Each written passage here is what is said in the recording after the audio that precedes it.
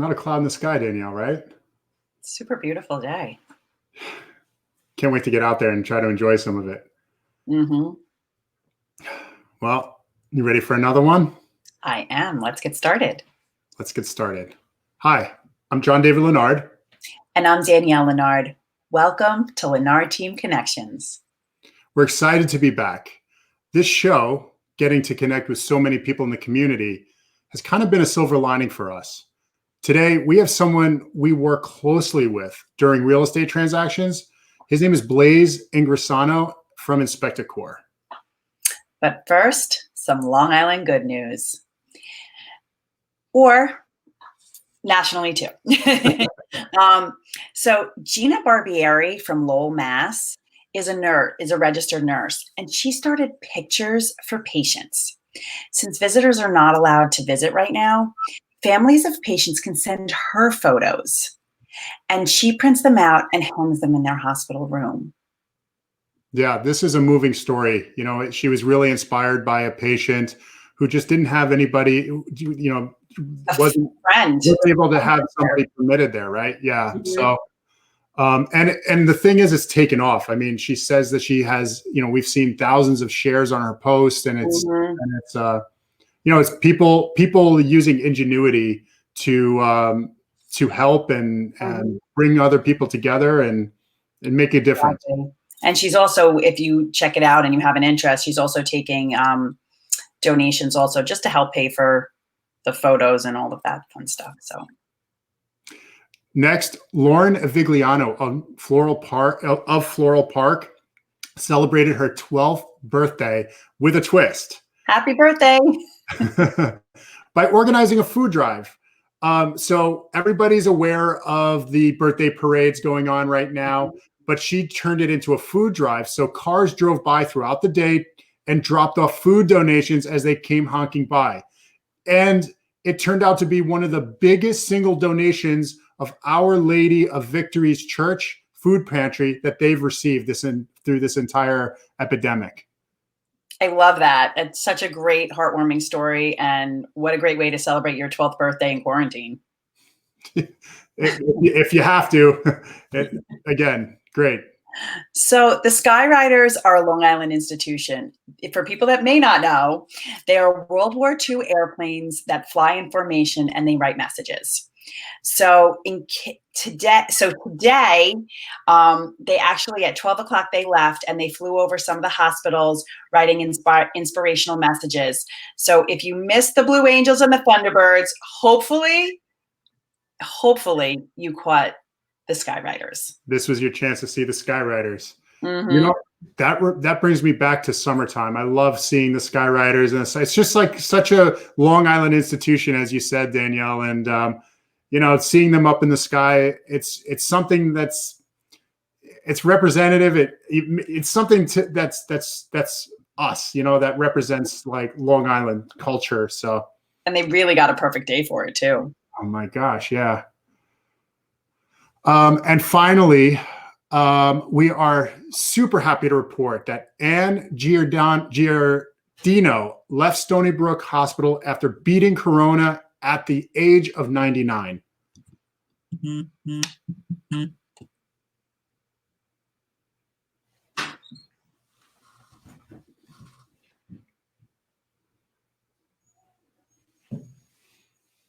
That's awesome. I love how they're out there cheering for her as she leaves. That's just so awesome.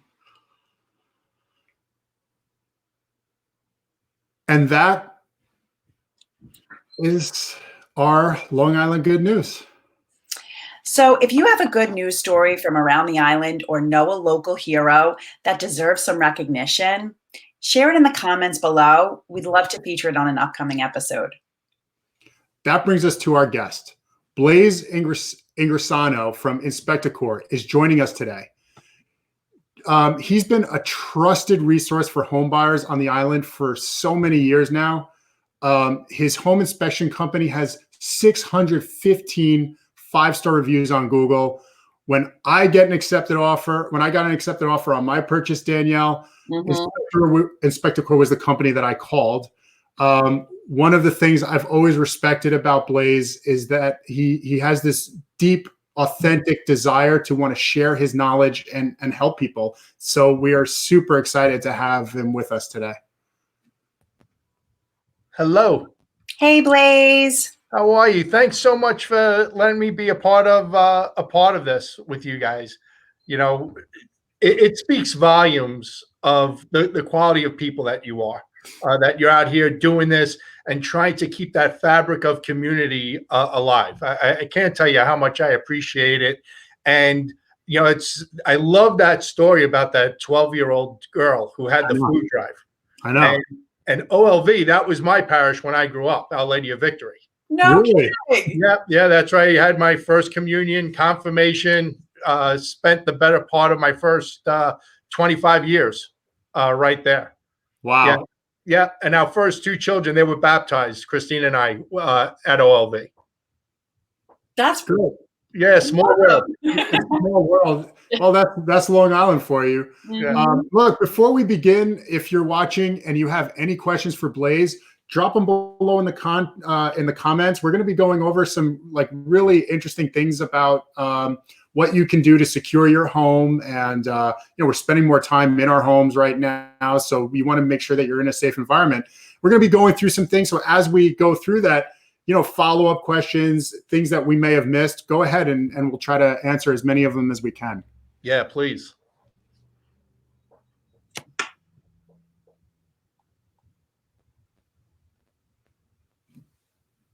I'm loving some of the comments on the side as I just got just a little distracted. So Blaise, so spring is the perfect time for home maintenance. Yes. And we're basically coming out of hibernation. And, Inspecticore's Facebook page is full of resources for homeowners. What are the most important jobs homeowners should be completing right now in spring? Yeah, and that's a great way to put it, right? We're coming out of hibernation, and so is our homes, and our homes are dynamic systems, and they need to be maintained and cared for. And especially, this year, it seems like the winter sort of dragged on a little bit where it was cold and rainy. But now that the weather's getting nicer, you need to walk the perimeter of the house, check out that building envelope to make sure that it stays nice and dry. Because two things on Long Island that could really destroy a home is water intrusion and termites. Right. So if we could keep that house nice and dry, that will be key. So if you're outside and you're taking a walk around the home, make sure that your gutters and leaders are working properly. Especially in the next couple of weeks, your gutters are going to be getting filled with debris, with pollen and things like that. So make sure that either if you're comfortable getting up on a ladder to clean out the gutters, but you may want to have somebody come in, because if those gutters aren't moving all of that storm water that's hitting your roof surface away from the home, you're more than likely you're going to get water inside your basement. What's nice about that, if you do have to have a handyman come in or a gutter professional come in, they're on the outside, so we can still stay within good health guidelines and still have that maintained. And not only are the gutters important, but the leaders coming down from the gutters, we have to make sure that they're intact and that they're having the water move away from the house for at least 5 feet. That does not mean that leader needs to be 5 feet long, but the water can't start to puddle until it's 5 feet away from the home. And you do that by making sure that it's graded 1 inch per foot away from the house. And the little elbows that you see at the end of the leaders, that they're all attached. Yeah. You've seen them not, and then you see the damage that occurs from that. So yeah, absolutely. And you'll be amazed at how many times we'll get a call for moisture in a basement, and when we go there, people are looking to put in French drains and things like that, but really it's the gutters and leaders. That has been part of our experience in the past. Definitely. It is unbelievable. It's probably that 85% of the time. And then, of course, good window wells and window well covers. A lot of times through the winter, I know on my home, just last weekend, I replaced 3 plastic window well covers because they broke through the winter, especially we had so much wind. because they're just plastic. But get those new ones on there, because I know particularly at my house, if I don't have the window well covers on, I have one window well, it will literally fill up like a fishbowl. Oh, wow. And once that water gets above the windowsill, it starts to come in. Way in. So that is literally $15 worth of maintenance that could save you thousands instead of getting a French drain system put in. Yeah, so that's the thing. Very often people hear or think water and they think worst case scenario. In most cases, like you're saying, it's just getting the water away from the house that's naturally falling on the roof. Yeah, absolutely. And, of course you have waterproofers, and they all do a really great job, and they do what they do, but they're there to waterproof the house and sell French drain systems and things like that. Very rarely are they going to go outside to look to see about the gutters and leaders and things like that. So do your due diligence first. Sometimes you do need those expensive systems, but do the due diligence and the maintenance, and that's going to help keep your investment nice and dry. Perfect. Love it. Anything else about water? Well, water leads into the other thing that we spoke about, termites, because termites love moist soil. So if we have dampness around the house, now we're attracting termites. And on Long Island, we love to have those beautiful flower beds around the home, right? We like to finish off the flower beds with mulch. But mulch is like a smorgasbord for termites. That is their favorite food source. You're saying welcome to my home. You are saying welcome to your home. So what does a homeowner do? Because we want the nice finished look, but we don't want the termites. So you have to make sure that you see at least 4 inches of foundation wall between the mulch and where your siding starts. Because termites, they don't like to be out in the atmosphere, and they typically won't go more than 4 inches up a foundation wall. Now, I've seen them at times as high as 3 feet high, but most of the times they're going to come back down and they'll stay in that soil. And if we had a long winter and you have wood piles that are up against the home, try to remove those and get them away from the house, because in this part of the country, we have subterranean termites, and they only eat dead wood. They don't eat live wood. So when you have a big pile of dead wood next to your home, again, just like you said, Danielle, even more smorgasbord. You're inviting them right in, or sometimes people will even have them in the garage. So they'll say, well, it's in the garage. They can't get through the garage, but around your garage slab, there's a 1/32 of an inch gap between the slab and the wall. And you'll be amazed at how many times the termites come right up through that gap and start to feast on that wood pile, and then they find the rest of the house.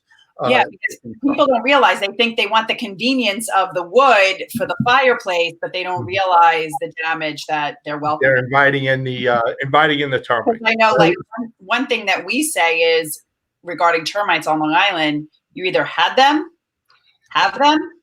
or we'll have them. That's right. So I will take that over radon. Yes, that's exactly right. That is exactly right. You either have them or you're going to get them. When I had my house built, I put every type of termite deterrent known to man in that home. And 6 years later, we still wound up getting the termites.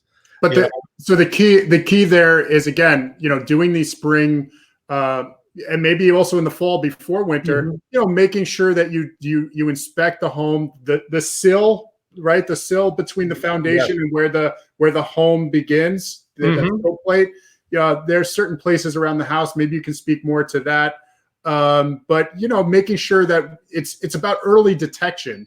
But even if they've been there for a while, very often we see, if some damage, but not enough to create significant structural issues. It's years. It usually, is years of exposure without any remediation. Yes. Yeah. But you want to manage the pest.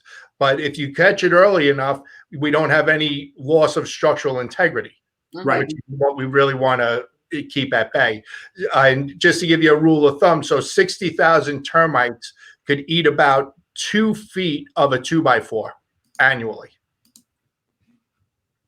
Wow. Say that again? 60,000 termites. Uh-huh. If you have a colony of 60,000 termites, Uh-huh. they will eat a 2x4, right? A 2x4, 2 feet of a 2x4 annually. That's a lot. Yeah. That's a lot.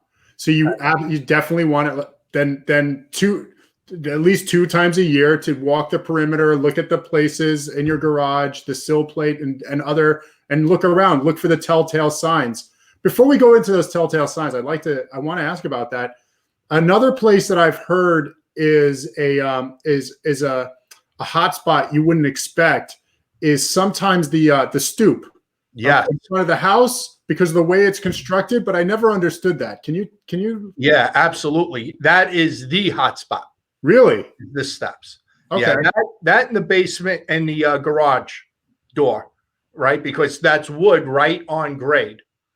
And the reason, so that's easy to see on the garage door because you have the wood frame of the garage door going right onto grade and the termites have an easy pathway. Why it's behind or underneath the steps and most likely usually the front steps, and you'll get swarms coming out of there because when we build a home, we backfill those front steps with construction debris and sand, right? Because those steps need to be formed around something. So we take all the construction debris, all the odd pieces of wood and things like that, plus sand and dirt, and we form it out. So now that's a great environment for termites. Okay. So they are living and eating underneath those steps. And when they eat all the debris, they go right into the sill plate that you were talking about because the sill plate's the next thing that is right there. So those steps, I would say, are number one. And when we're doing a termite inspection, we're paying particular attention at all those points where, let's say we're in a basement, where those steps are. Got it. And also by the boiler. And the reason why they'll either be by the heating system and especially the boilers is because they throw off so much humid heat. So the termites like that. And that's why we'll see them right above the boiler by the chimney so often. Okay. Because of that humid heat. Elizabeth Reese asked, when is swarming? Did the termites start swarming yet? Yes. Yeah, they started about 3 weeks ago. And they'll probably continue to swarm until June. And remember, if you have a swarming termites, that means that there's been an underground colony there for at least 6 years. Now, that doesn't mean that they've necessarily been in the house for 6 years, but that means that you have a colony and it's at least about 6 years old because that's the maturity. When they start to swarm, they're trying to make the colonies bigger. So you know that you have a mature colony there. And colonies on Long Island could be as large as 1/4 acre. What? Yeah. Yeah. 1/4 acre. So, wow. Yeah. So if you look off 1/4 acre, if you pace that off, yeah, that's how large they could be on, termites are responsible. Yeah. Yeah. Termites are responsible for almost $6 billion worth of structural damage a year. And in this country, and I think half of that's on Long Island. I'm really good at having this conversation then. Yeah. But like you said, I'd rather have the termites than the radon. We have the lowest radon in the country. Right. That's much easier for us to manage. Much easier. We don't even have radon disclosure forms like the rest of the country do in real estate. So, so what does it look like? What is this when you see a swarm? How do you know you've got a termite swarm? So you'll either have a termite swarm or an ant swarm. It's the ants have a pinched body and termites don't have a pinched body. They both have 2 sets of wings. Most likely, if they're coming out of the front steps or by your garage door, most likely that's going to be a termite swarm, or down in your basement, that's going to be a termite swarm. They're going to swarm for about 20 minutes, and then they're just going to sort of disappear. They're going to hit the floor, they break off their wings, and then they go back into the ground. When they come out, they fly towards the light. So that's why in the basements, when there's a swarm in the basement or we're doing a termite inspection, we're looking at those windowsills because they fly towards the light. and then they'll break off their wings and they'll leave them on the windowsills. So how many, I mean, are we talking about dozens of wings, tens of wings, thousands of wings? Like what are we? Well, you could see dozens of wings, but if you see an active swarm, it'll be a couple of thousand. Like it's going to come out. You're going to know you're in a swarm. When you're in a swarm, you're going to be like, this is what Blaise was talking about. All right. Blaise, what about? Don't see a swarm that you don't have them. What's that? Don't assume if you don't see a swarm that you don't have them. Right? Exactly. Yes, correct. That's a really good point. Yeah, correct. What about, since I know we're talking about termites, but where do carpenter ants fall into the same thing? Are they as destructive? Like, do we, if I see a couple carpenter ants, do I really care in my house? Or, I mean, I've got an 1800s house here, so. They are as destructive as termites are, but we don't have as many carpenter ant issues as we do termite issues. And well, there's a lot of differences, but one of the main differences between the ants and the ants live in the wood. Okay. Termites eat the wood and they take it back to their colonies in earth. And that's why the main difference is carpenter ants are going to leave behind little piles of sawdust because they're ripping the wood out so that they could live within the channels or the fibers of that piece of wood. And that's why they leave the sawdust. The termites, they digest the wood. What they leave behind are what's called shelter tubes. And they're these little tubes, brown tubes that are made out of, it looks like sand, about the width of a pencil. And that's how the termites travel when they're not in wood, because they can't stay in the atmosphere. So they have to make their own, it's called a shelter tube, so that they could travel back and forth. And and thank goodness they need to have those shelter tubes, or we'd hardly ever see them. Okay, so the one of the important telltale signs then is looking for these tubes. We've seen them before in homes. Like they look like little mud tubes going up like the cement wall. Yep. Okay. Thank you. That, you know, I didn't realize I'd be so fascinated by talking about termites, but Blaise, I guess that's you. So moving on, the next thing, what's the next piece of advice you got for us? Well, as we are getting closer and closer to the summer, everybody, we're creatures of comfort. So AC systems, make sure that your AC system is working. Now is the time to turn it on, to make sure that it's turning over for you. You want to have a good temperature differential, and how you could figure out what the temperature differential is, or what they call a delta T in the business, is just take an instant read thermometer and put it in one of the air vents. Turn on the AC system for about 15, 20 minutes. Get that instant read thermometer, put it right in the air vent, and let it read that temperature. And that temperature, you want it to be somewhere between 12 and 18 degrees different than what the actual temperature is in the house. So if it's 80 degrees in the house, you want to see the air coming out of that register below 70 degrees, somewhere below 70 and above 63. Or what?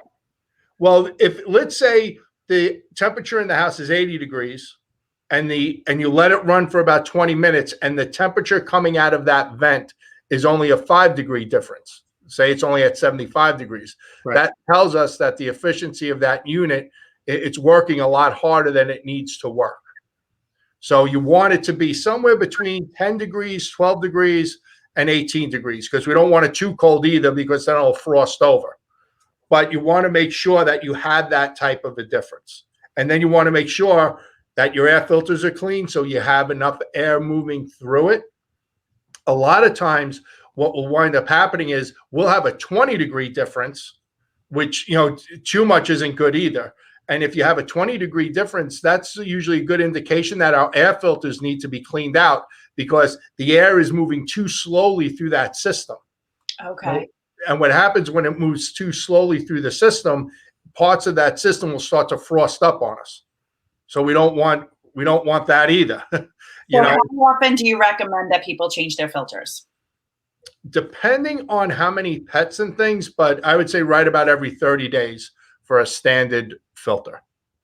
You Okay. know, some of those better systems could go 6 months, but really for most of us, it's every 30 days. If you have a lot of pets and things and there's a lot of dander in the house, you may want to do it every 21 days.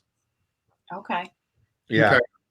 Or if people like my son is really susceptible to allergies, seasonal allergies, probably do it even more. And the HEPA filters, then I would strongly suggest you get the HEPA filters. And those are the filters that are pleated because they take out a much finer debris out of the air. Got it. Yeah. Okay. Yeah. So today I'm looking on my app right now, my weather app on my phone. I see it's 56 degrees out. Is it warm enough to start up my air conditioner and do this test, or should I? At what temperature can I do it, or is there a temperature below where I shouldn't start up my air conditioning? Yeah, so there's a lot of different rules of thumbs out there. I would say wait till you're at least about 70 degrees or so. Okay. Turn it on. Professionals could start to turn it on anywhere around 55 degrees. And if you're a licensed HVAC technician, they could actually turn them on to about 35 degrees. Oh, really? Oh, wow. Yeah. And the newer units could go almost to zero because they have new hydraulic systems in them, different types of fluids, different types of refrigerants, so they don't seize up the way the older units do. One thing you might also want to do is take a look at that data tag to see what type of refrigerant you have in your unit. So if it's an older unit, it's going to have R22. And as of January, that was outlawed. So you cannot get any more Freon. It has to be 410A. And you can't put 410A into an older unit that had R22. So if you have an R22 and your system needs maintenance, it's going, you're going to have to replace the whole system. But now let me clarify maintenance. So if you need mechanical parts, you can still get the mechanical parts. But if it needs a shot of Freon or R22, that's what you can't get. So I have 3 units that are 20 years old at my house. They all have R22. If the solenoids go or the disconnects go or the relays go, I could have those replaced. But if they run low on Freon, then everything will have to be changed out. And I'll need a new indoor unit and a new outdoor units. Okay. Yeah, and that's why you want to service them, take care of them, make it last as long as possible. But also maybe start putting some money away a little bit here or there for the eventuality. Excellent advice. Start to budget for a new unit, and make sure that you have AC contractors that you can trust. Even the contractor that comes to my house for the last 4 years, they keep trying to sell me brand new units. But I'm like, no, these are going to be just fine for me. Until I need my R22 Freon. Yeah, until I need R22 Freon, I am good. Yes. All right. And you have one more spring item that needs our attention that you want to share? Yes.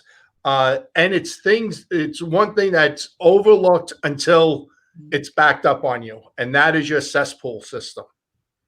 Make sure, especially now with COVID-19 and everyone is in the house, you want to make sure that you're taking care of that system because we do not want to have a backup. Remember, the cesspool system, it's its own biological environment in there, right? We have good bacteria and we have bad bacteria inside that system. So now with my home, my 2 older daughters, they lived in the city. Now they've moved back in. So the taxing on that system has changed. So for the last 6 years, that system had a biological system that could handle 4 people in the home. Now it has to handle 6 people. In addition, COVID-19, we're washing our hands a lot more. Every time soap or detergent goes into that cesspool system, it's killing off all the good bacteria. Or if we're using a lot more bleach to do our countertops and do our sinks and to keep our restrooms nice and clean, all of that extra bleach is killing off the good bacteria inside that system. Or let's say there's a lot of new home projects going on and you're using paints and you're cleaning areas and cleaning things out and everything goes down that sink. All of that kills off the good bacteria. So you have to make sure that you're putting in a good supplement, and just make sure it's a good high quality cesspool treatment. Red X has a couple of good ones. Zip has a couple of good ones. And you simply just literally put them in the toilet and flush them down so you could promote good bacteria and make sure that you let the system rest so it could reset. So if you do a ton of laundry on Thursdays, try to give that system a little bit of a break so that just organic waste could then go into the system to dilute all the detergents that you're putting into it. And with the dishwashers and things like that. And that's one thing I think a lot of people probably aren't thinking about because I'm probably talking way too much about the biology of a cesspool system, but that's what makes that cesspool system work. I mean, as well as we're here for to explain. I don't honestly don't give it that much thought. So this is new to me, and I'll be the first to say it. Maybe I was wrong about this. I thought those additives that you put in the cesspool, I thought they were gimmicky. I didn't know that they actually conflicting things on it. A lot of them are, and that's why it has to be a good high quality one. Because what it does is it promotes good bacteria growth. A lot of times back in the day, it was just a high grade yeast that we used to flush down the toilet, and that yeast would promote the good bacteria inside the cesspool system. But there are a few out there, and they do work, but you have to get a good quality one. I've had a lot of good success with Red X and with Zip, and you could easily get them at Home Depot. Okay. All right. Yeah. Blaise, aside from being super knowledgeable on all things infection, another thing that we absolutely love about you is how involved you are in the community. Mm-hmm. I know it comes up every show, but I always see you at Smithtown Children's. But in addition to that, you work with Long Island Harvest to get food to local people who need it. Can you tell us about that partnership?